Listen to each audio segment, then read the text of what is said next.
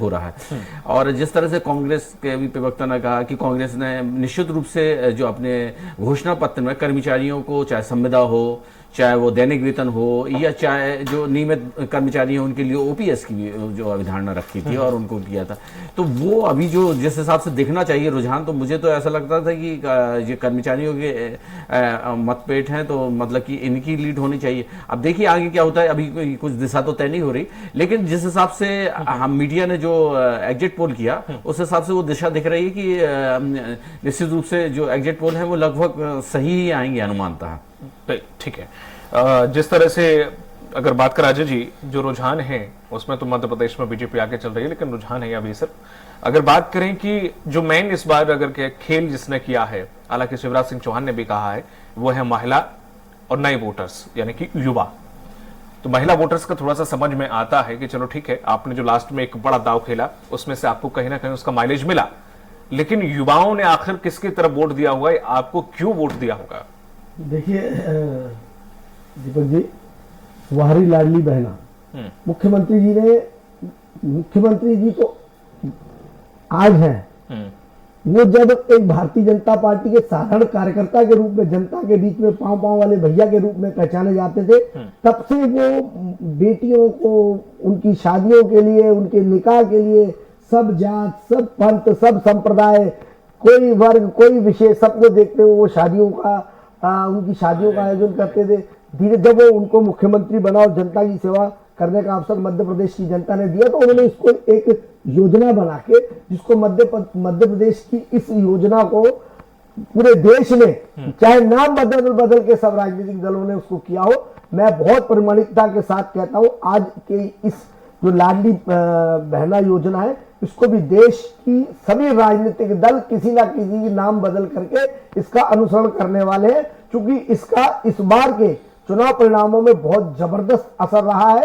चाहे voting percent महिलाओं का देख लें और चाहे रिजल्ट देख लें।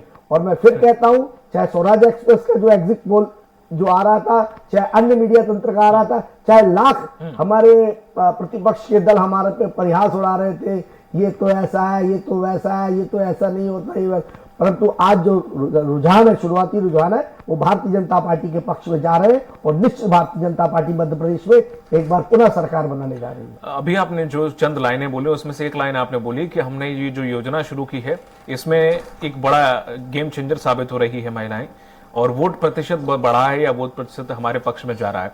तो क्या ये जो योजना सिर्फ महज एक वोट तक है, जिस तरह से आप अपने मुंह से कहा कि इसका फायदा वोट में बड़ा अच्छा खासा मिला है, नहीं, तो महिलाओं के लिए या दीपक जी, मैंने कहा कि महिलाओं का मतदान प्रतिशत जो इस बार वोटिंग परसेंटेज था, वो महिलाओं का पुरुषों से कई जगह बहुत ज्यादा रहा है। वो तो छत्तीसगढ़ में भी ज्यादा है सर। तो छत्तीसगढ़ में भी परिणाम बहुत अच्छे आने वाले हैं। दूसरा, हम योजनाओं का सिर्फ ढिंढोरा नहीं पीटते, योजनाओं को अमली जामा पहनाते हैं, योजनाओं को प्रत्येक महिला को समय पर उसकी राशि पहुंचे, उसके उत्थान के लिए, मध्य प्रदेश के विकास के लिए जो भरसक संभव प्रयास होंगे भारतीय जनता पार्टी करेगी। ठीक है। जिस तरह से संतोष जी, ये जो योजना बोला, जिस तरह से महिलाओं के लिए जो योजना नारी सम्मान आपकी है, लाडली बहना इनकी है, तो ये जो योजना है इनकी तो धरातल पर उतर गई, महिलाओं ने देख लिया, आजमा लिया और उन्हें लाभ भी मिल रहा है। आपने तो सिर्फ महज घोषणा की है, तो वो महिलाएं जो हैं वो इस तरफ ज्यादा जाएंगी या आपकी तरफ ज्यादा जाएंगी? देखिए दीपक जी, बहुत अच्छा सवाल करा आपने, और अभी थोड़ा सा इंतजार करिए। अभी डाक मतपत्रों की अभी गिनती चालू हुई है, थोड़ा इंतजार तो करिए। अभी कुछ ही जो है, अभी कितने सीट का अंतर आ रहा है, 5-7 सीट का अंतर आ रहा है, कहीं 4 का आ रहा है, कहीं नहीं। सीट की बात ही नहीं की मैंने। नहीं, जो अभी जो रुझान जो है, जहाँ तक महिलाओं की बात है, हम तो राजस्थान में दे रहे हैं, वहां पे दे रहे हैं, हिमाचल में दे रहे हैं। कॉपी कहाँ की आई है, ये कहाँ की कॉपी करी गई है? हिमाचल में तो दे ही रहे हैं, राजस्थान में छत्तीसगढ़ में दे रहे हैं उधर। तो ये जो बातें हैं, जो मैंने क्या बोला कि माननीय कमलनाथ जी जो बोलते हैं वो करते हैं। थोड़ा इंतजार तो करिए, अभी शुरुआत है। अभी डाक मतों की कैसे क्या हुआ है पूरे मध्य प्रदेश में, किसी से बालाघाट में 4 दिन पहले पेटियां खुल गई, किसी छुपा नहीं है। ब्यूरोक्रेट जो है क्या कर रहे थे, देखिए अभी थोड़ा इंतजार करिए ना आप, आपको लोकतंत्र के मंदिर में सबके रिजल्ट मालूम पड़ जाएंगे। अभी तो कुछ सीटों में अगर आपको जी मैं आपके पास लौटूंगा। हमारे साथ जुड़ गए हैं रायपुर से हेमंत शर्मा। हेमंत, क्या कुछ अपडेट?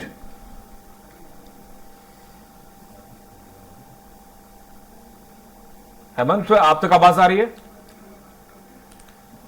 हेमंत से संपर्क नहीं हो पा रहा है। जी जी, परिहार जी बात रखिए। संतोष जी बात रखिए। जी, तो देखिए क्या है, मध्य प्रदेश में जनता ने हमें पूरा जो है आशीर्वाद दिया है, और अभी दिखेगा थोड़ा अभी स्टार्टिंग में, अभी डाक पत्रों की गिनती अभी कई जगह चालू नहीं है। अभी तो टोटल जो है आपकी कितनी 50 जगह की तो गिनती चालू है। पूरा मध्य प्रदेश का थोड़ा आंकड़ा आने तो दीजिए, ठीक है, आपको दिख जाएगा पूरा उसके अंदर। बिल्कुल। हेमंत एक बार फिर से जुड़ गए हमारे साथ। हेमंत रायपुर से।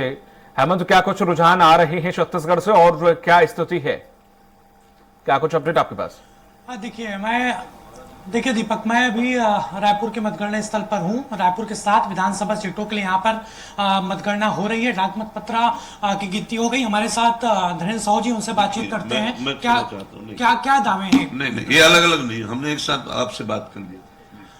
तो देखिए, ये तमाम प्रत्याशी यहाँ पर पहुंचे हुए हैं। डाक मत पत्र की गिनती यहाँ पर शुरू हो चुकी है, और जो रुझान सामने आए हैं दीपक, प्रारंभिक तौर पर, क्योंकि ये डाक मत पत्र की गिनती अभी हो रही है, 8:30 बजे के आसपास ईवीएम खुलेगा, और जो आंकड़े हैं उसके मुताबिक 23 सीटों पर कांग्रेस और 27 सीटों पर बीजेपी फिलहाल डाक मत पत्रों के आधार पर आगे चल रही है। और जैसे ही ईवीएम खुलेगा उसके बाद पता चल पाएगा कि स्पष्ट तौर पर पहला रुझान किसके पक्ष में आया है।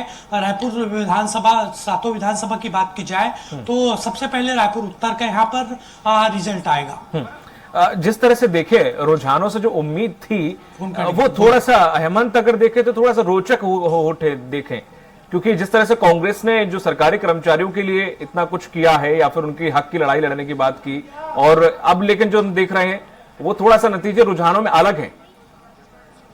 कॉल कट गया, कॉल।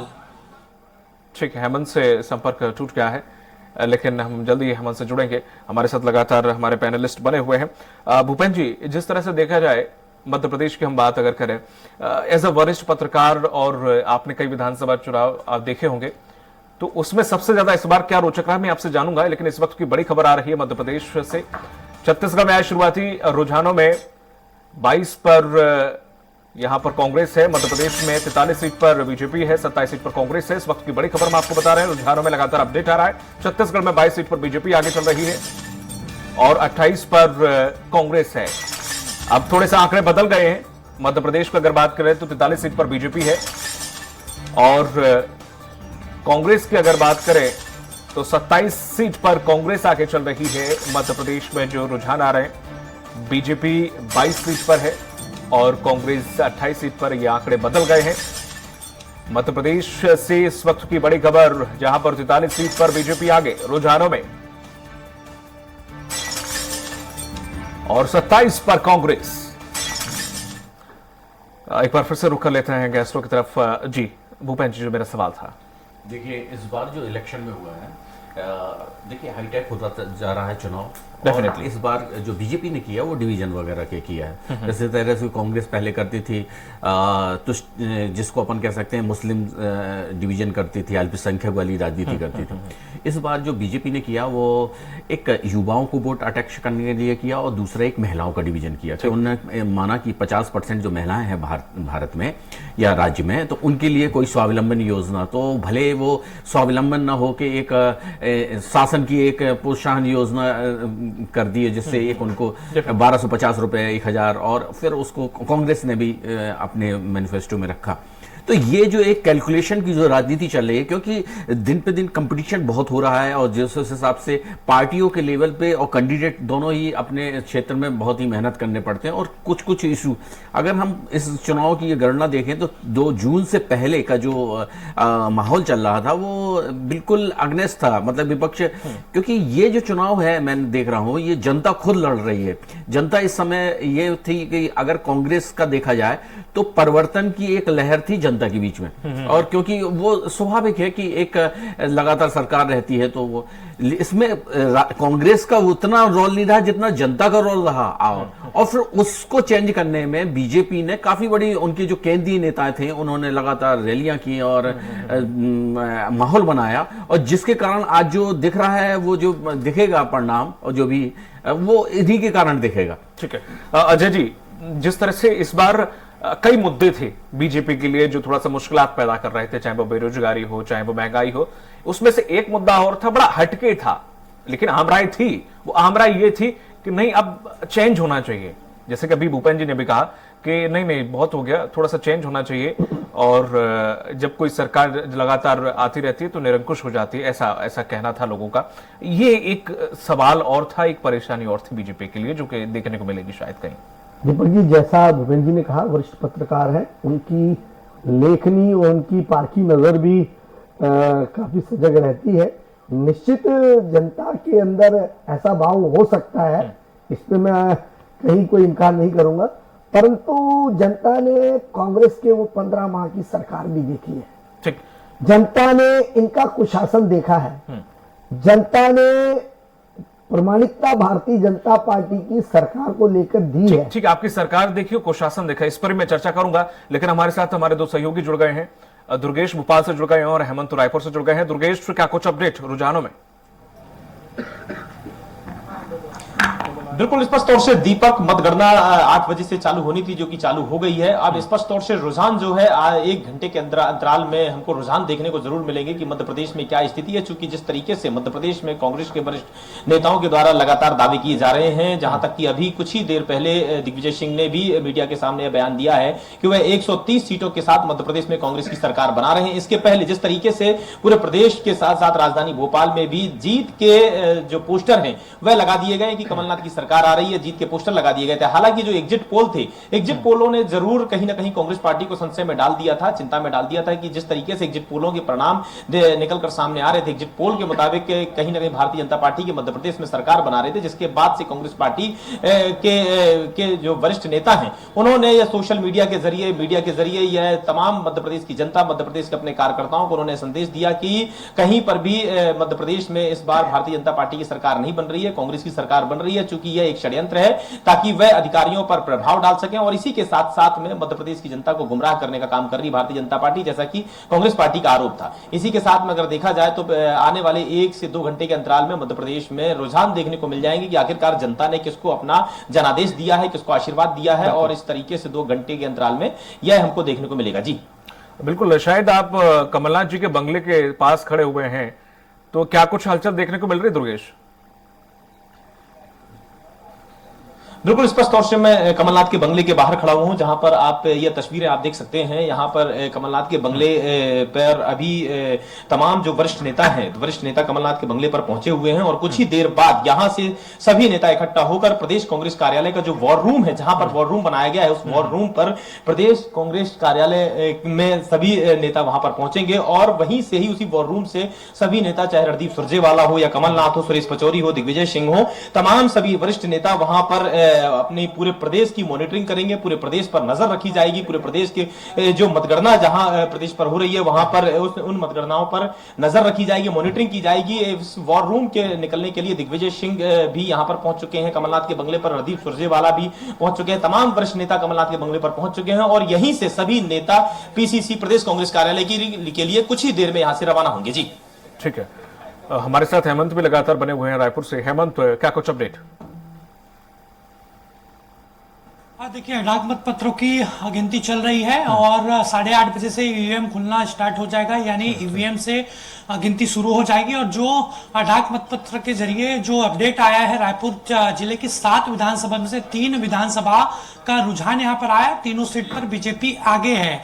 इसके अलावा बाकी जगहों से भी खबरें निकलकर सामने आ रही है। पाटन से सीएम भूपेश बघेल आगे चल रहे हैं, राजनांदगांव से रमन सिंह आगे चल रहे हैं। ये शुरुआती रुझान है, क्योंकि डाक मतपत्र पहले खुला था 8 बजे, उसकी गिनती शुरू हुई, 8:30 बजे से ईवीएम खुलेगा दीपक। उसके बाद से लगातार नतीजे तेज गति से आने लगेंगे कि यहाँ पर बढ़त किसने बनाई है। फिलहाल 3 सीटों का जो रुझान आया है रायपुर जिले की, 7 में से 3 सीटों का, उन तीनों सीटों पर बीजेपी आगे है, और तमाम जो मतगणना कर्मी हैं वो अंदर मौजूद हैं। तेजी से प्रक्रिया यहाँ पर शुरू की जा रही है, अपने अपने जीत के दावे यहाँ पर किए जा रहे हैं। बीजेपी और कांग्रेस के प्रत्याशी भी यहाँ पर पहुंचे हुए हैं और गणना केंद्र में मौजूद हैं। हेमंत, आपको रोकना चाहूंगा, इस वक्त की बड़ी खबर आ रही है मध्य प्रदेश से आए रुझानों में 63 सीटों पर बीजेपी आगे चल रही है। मध्य प्रदेश में ये शुरुआती रुझान आए हैं, जहां पर 43 पर कांग्रेस है, छत्तीसगढ़ से 23 पर बीजेपी है और 29 सीटों पर कांग्रेस आगे चल रही है। शुरुआती रुझान में जो अपडेट आई है उसमें 63 सीट पर बीजेपी आगे चल रही है। मध्य प्रदेश में यह बड़ा आंकड़ा है, 63 सीट पर बीजेपी आगे चल रही है। इस वक्त की यह बड़ी खबर, 43 पर कांग्रेस। जिस तरह से देखें अजय जी, रुझानों में आपको बढ़त देखने को मिल रही है। इस बढ़त को अगर ऐसी बनी रही तो जाहिर सी बात है बड़ा अंतर पैदा कर सकती है। दीपक जी, यही लोकतंत्र की खूबसूरती है और राजनीति का सबसे बड़ा महापर्व जो है वो चुनाव ही रहते। जनता ने अपना अपना जो मत था वो ईवीएम के अंदर दे दिया है और निश्चित जो शुरुआती रुझान आ रहे हैं वो भारतीय जनता पार्टी के पक्ष में आ रहे हैं। और मैं बहुत प्रामाणिकता के साथ ये कहता हूं कि चुनावों का रिजल्ट भारतीय जनता पार्टी के पूर्ण बहुमत वाली सरकार के साथ आने वाला है। जनता ने भारतीय जनता पार्टी पर विश्वास किया है, जनता ने भारतीय जनता पार्टी के काम पर भरोसा किया है, जनता ने भारतीय जनता पार्टी की योजनाओं को जो सार्थकता दी है उस पर भरोसा किया है। ठीक है, जिस तरह से देखा जाए परिहार जी, ये जो रुझान है, हालांकि अभी भी आप यही कहेंगे कि ये रुझान है, मैं भी मानता हूं ये रुझान ही है। मैं अभी 100 सीट की तो अभी 105 सीटों की अब रुझानों में अभी बात टोटल नहीं है, बात बिल्कुल मैं सहमत हूं। बात ये है कि ये अंतर क्यों? आपने बोला कि आपने इतना कुछ सरकारी कर्मचारियों को उस दरमियान भी किया था, अभी भी आपने वादे घोषणाएं की, देखिए ये अंतर नहीं होना चाहिए था इतना। दीपक जी, हम जो बोलते हैं वो करते हैं। माननीय कमलनाथ जी के 15 महीने कार्यकाल भी रहा है।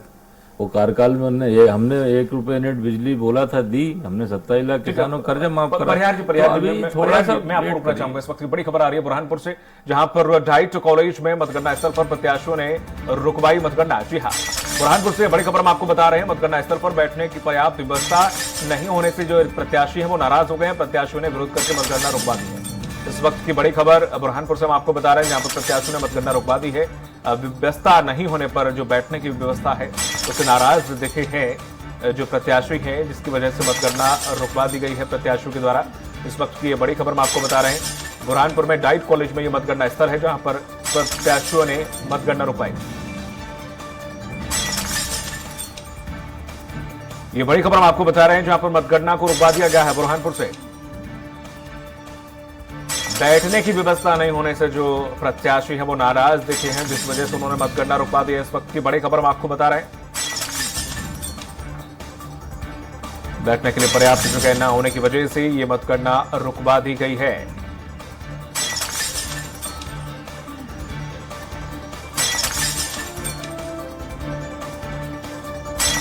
डाइट कॉलेज में मतगणना स्थल पर यह पूरा वाकया हुआ।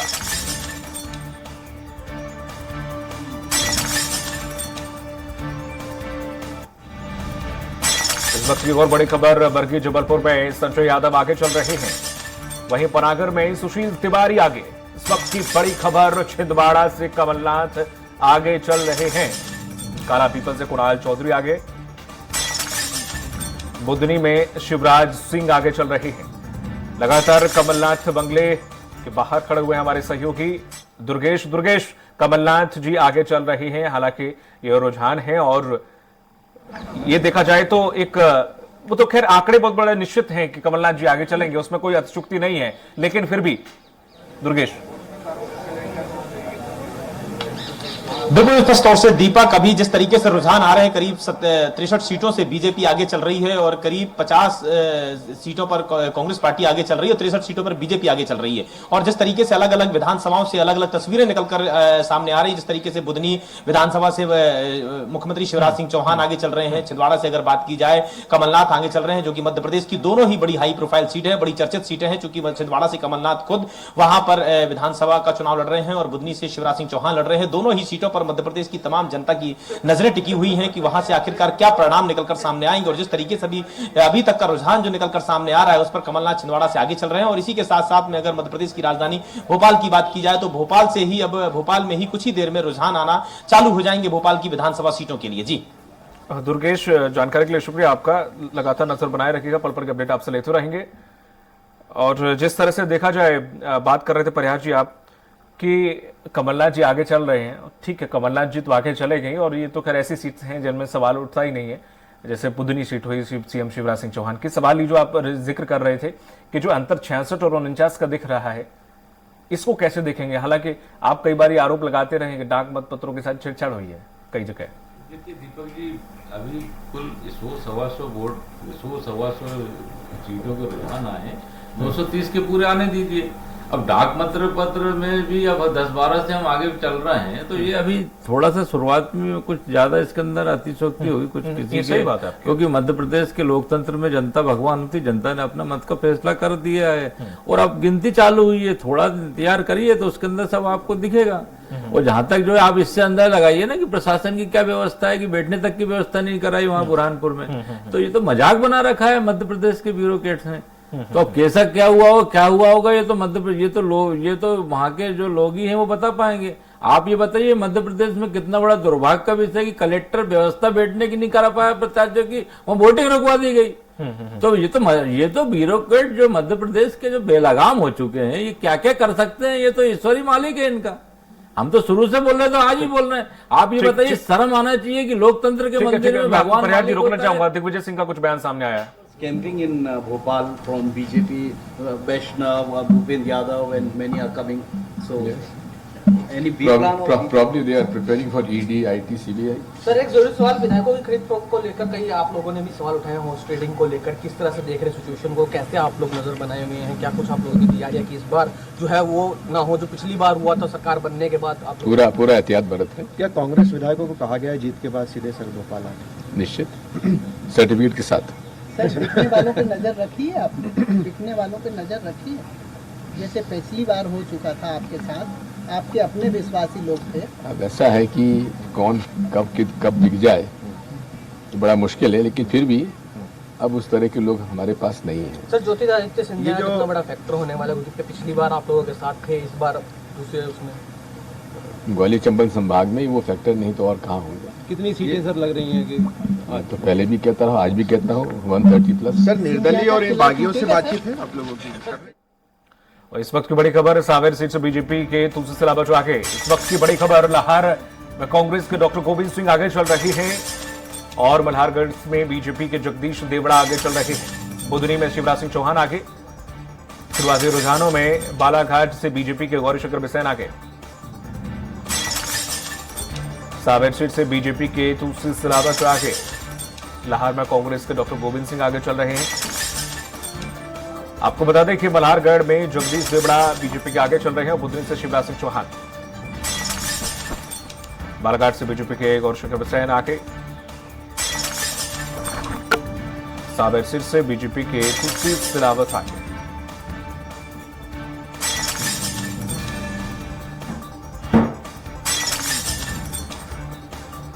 बुधनी से शिवराज सिंह चौहान आगे चल रहे हैं। ये जो शुरुआती रुझान है वो लगातार हम आपको अपडेट करके बता रहे हैं कौन किससे आगे चल रहा है। हालांकि पूरी टैली आप हमारी टीवी स्क्रीन पर भी देख सकते हैं और लगातार हर एक अपडेट हम आपको दे रहे हैं। लाहौर में कांग्रेस के डॉक्टर गोविंद सिंह आगे चल रहे हैं। शुरुआती रुझान में जो नतीजे आ रहे हैं, जो भी अपडेट्स आ रहे हैं, लगातार आप तक पहुंचाने की कोशिश है। स्वराज एक्सप्रेस लगातार हर एक अपडेट से आपको रूबरू करा रहा है और लगातार